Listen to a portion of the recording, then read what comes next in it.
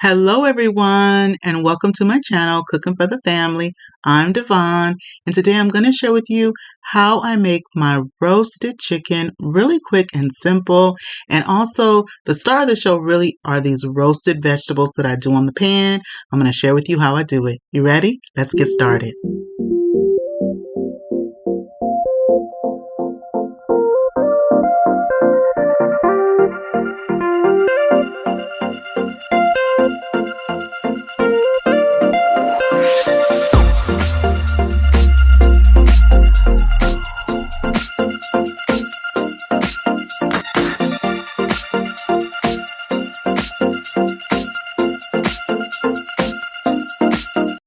Chicken in the oven. This is bone-in chicken thighs with the skin on. I've seasoned them up and I'm going to share with you later how I seasoned them, but let's get working on our roasted vegetables. So in my large bowl here, I have these little potatoes. I love these little, they're called duos or creamy potatoes. I've already washed them and I've also dried them off, and so I'm going to cut them in half, about like this. So I like to cut mine in half, and these are the bag of the potatoes that I get. I actually get these from Costco in particular, but I've seen them at the grocery stores. And the bag looks like this. They come in different makers for these little potatoes, but they're called little duos or sometimes little creamers. And I just love them because I get these little like Yukon gold and the little red potatoes. And so they're very versatile. And I also have used them in the past to make mashed potatoes with the skin on. They're great. So I'm going to put this aside. So I've rinsed them and I put them in my colander to let them drain, because you do want them dry when you want to go ahead and roast them. Of this bag, it's a 5-pound bag, and I'm using 2 pounds of potatoes in here. Now, to the potatoes, I have here some baby carrots, and the baby carrots, I used about a half a bag of the baby carrots, and that was like the 8-ounce to 10-ounce bag of carrots. Drizzle on some extra virgin olive oil, and this is about 2 tablespoons of extra virgin olive oil. These are my vegetables. I'm going to be using some coarse kosher salt. For the coarse kosher salt, I use about a teaspoon. Now, if you don't have any coarse kosher salt, you can also use regular table salt and about a half of a teaspoon of regular table salt. Some fresh pepper on top. My peppercorns are white peppercorns and black peppercorns. And for the grind, I usually like to do a few go arounds, and that's going to give me about 1/8 to 1/4 of a teaspoon, right around there. Now, once I have my olive oil, my seasonings on, I go ahead and mix everything around. And you see, I only so far in my bowl have my potatoes, my carrots, the olive oil, and the seasoning. I haven't added my other ingredients just yet. And the reason why is because with the garlic and with the string beans, they'll end up burning too quickly before the potatoes and the carrots have done roasting. So once I have them nice and mixed all together, I have my big cookie sheet. I've lined it with foil, and I also sprayed it with some non-stick cooking spray. You definitely want to spray with a non-stick cooking spray, so that way your veggies don't end up sticking to your tray or sticking to the foil. Now, so that way I have one nice layer of my vegetables, so everything can kind of touch the cookie sheet, and also get, like just that nice little color on them. And so when I put this in the oven, it's going to join our chicken in the oven right now. It's all about timing for sure. I started that chicken first, so my chicken was already roasting for about 20 minutes before I put the vegetables in. Now, next we're going to do our string beans. We're going to add the string beans in, but first, as you saw, I put in the potatoes and the carrots first. My chicken has been in my oven for a total of 40 minutes, and now it's time for me to start on those string beans. Now, with the string beans, a little trick that I like to do is with the string beans, you want to blanch them first. So I boil the string beans for about 10 minutes, take them out, put them in some cold water to stop that cooking time. So when I add them later to my cookie sheet, the string beans only take about 10 minutes to 15 minutes to finish cooking in the oven. That way they don't get hard and crispy and dried out. So you definitely want to pre-cook really quick and blanch those string beans. So I've minced up my garlic, and I've used about 2 to 3 cloves of garlic is what you want to use. So I went on and I I've minced my garlic. I'm adding that to my string beans that I had blanched earlier. And then right here, this is some thyme and all my herbs. I actually have an herb garden. All my herbs come from my herb garden. And so with the fresh thyme, they just come with these little leaves on the thyme.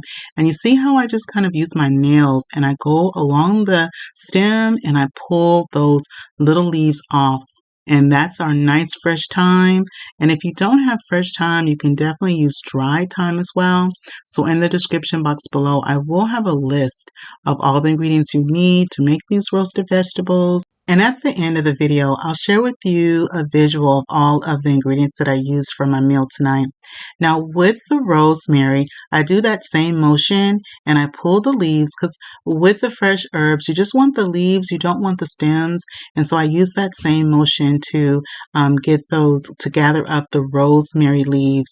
Now with the rosemary, I'm going to be using a tablespoon of fresh rosemary leaves, and I'm going to also just chop the rosemary leaves to make them just a little bit smaller so that way they blend better with the roasted pan of vegetables.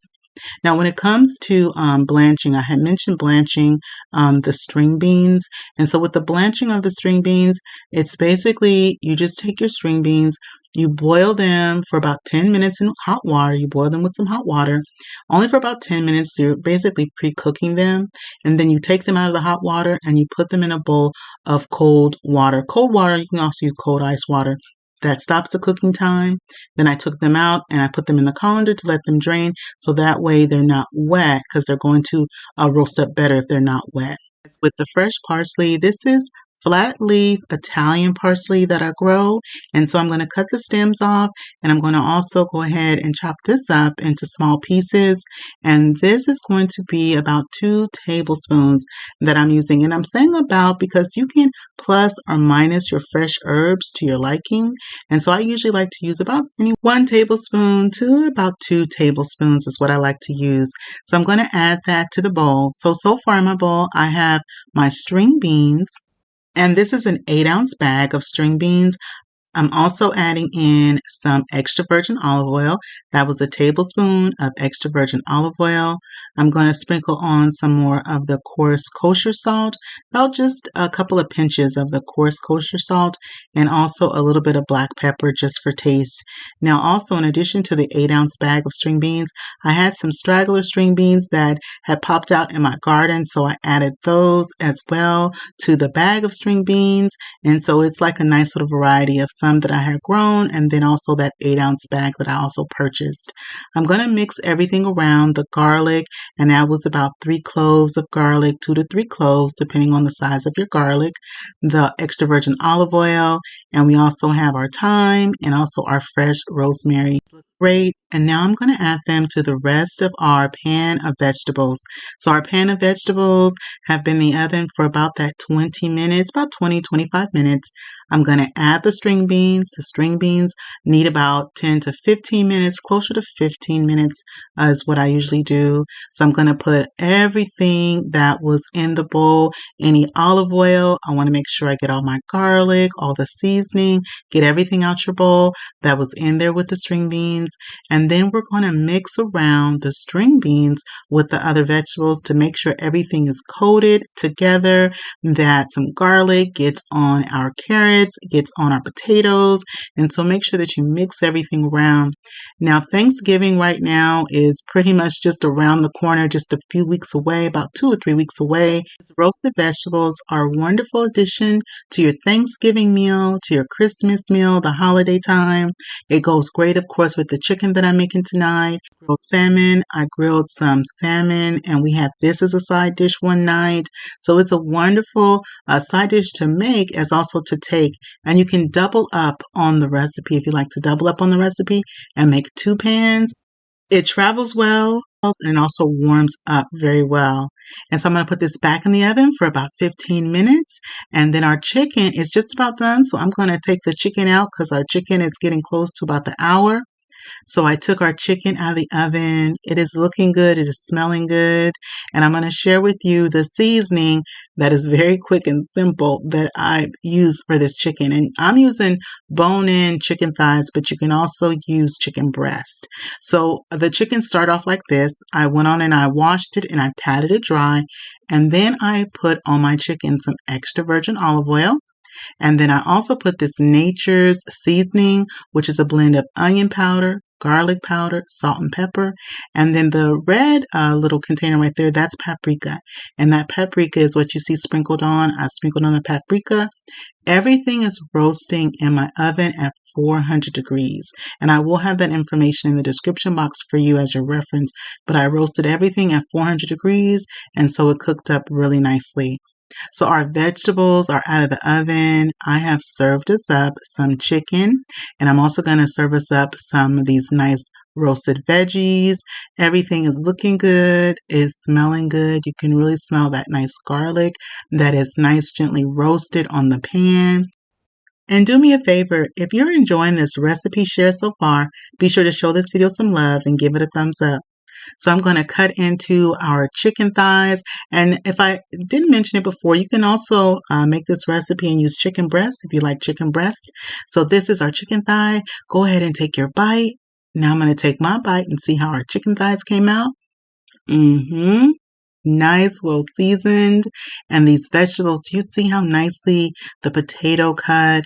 And then we have our string beans. They are not hard and crispy because I have made that mistake and done that before. And I ended up with string bean chips. Well, this bite is for you. Go ahead and take your bite. Now I'm going to give it a try. These roasted vegetables, they come out so good. My family does not seem to tire of this side dish. They really enjoy it. The roasted carrots, they have that nice little sweetness to it now. The potatoes are nice and tender. The string beans came out perfect. The garlic in there.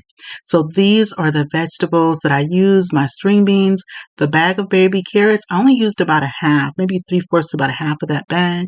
My olive oil, the salt, the pepper, my potatoes, and then my fresh herbs, the rosemary, the garlic, the fresh thyme, and the fresh parsley. Well, that is it for me today. I hope you enjoyed spending time with me in my kitchen while I made dinner for the family. If you're not subscribed, please hit that subscribe button. And if you like this video, don't forget to show it some love, give it a thumbs up, and click share. Share this video with a friend or family. And don't forget to click that notification bell so you can come back and visit me again in my kitchen. And remember, it's always good when Dyvonne is cooking for the family. I'll see you on the next one. Bye-bye, everybody.